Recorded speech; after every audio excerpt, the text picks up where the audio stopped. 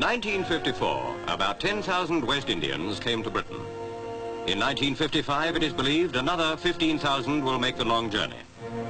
Already their coming has caused a national controversy, but one point must always be borne in mind. Whatever our feelings, we cannot deny them entry, for all are British citizens and, as such, are entitled to the identical rights of any member of the Empire. Now the end of their journey is near. What will they find in the land they regard as an El Dorado? Somerleyton Road houses many of the 3,500 immigrants who have settled in Lambeth.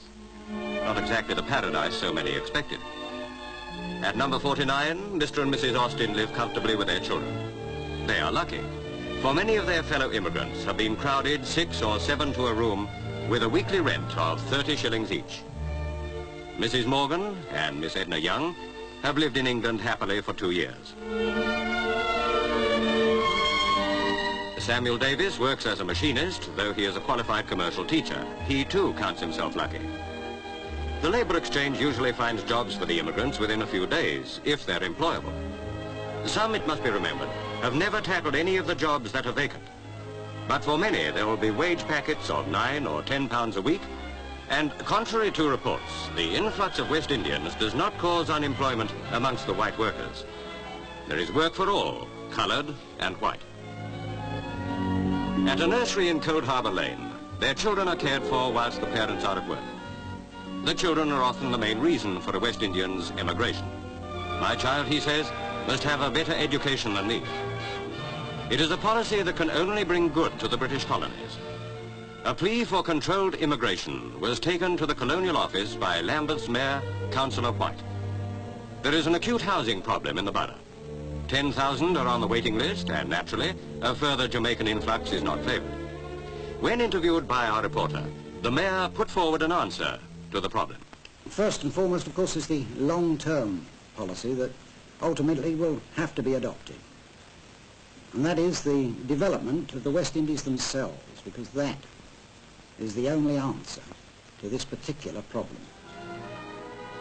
The West Indies, the travel brochures tell one, are gay, sunlit islands, a tourist's paradise. The West Indian who works in the sugar plantations for a few shillings a day thinks differently.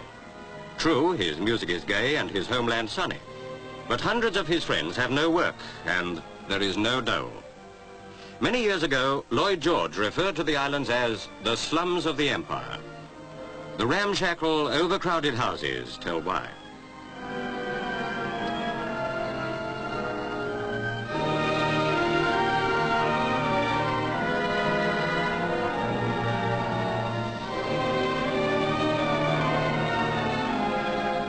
In the markets, there is food for those who can afford it.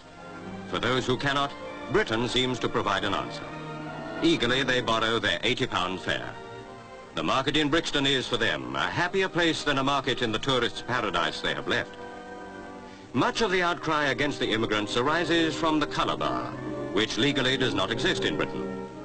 Nevertheless, we accept with little criticism the fact that thousands of white foreigners, including 15,000 former enemies, have made their homes in this country. Bill Strachan, in the centre, came from Jamaica during the war.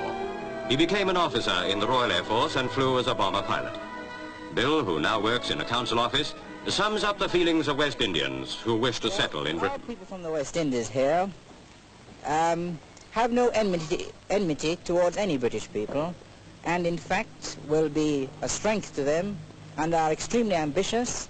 I can assure trade unionists that there will be no problem of them undercutting trade unionists, and I can assure them that they will help in the cultural life in this country, and every attempt on their part is at social integration and being completely happy and cooperative with the British people. We don't want any special privileges or anything more than any other British worker has in this country. A pathetic sight. Yet they ask no pity from us, only that we respect that all human beings are born free and equal in dignity and rights. Does the answer to these Britishers' problems lie in Britain or in the West Indies? And yet perhaps, if we dig deep enough, we may find the solution hidden within the conscience of us all.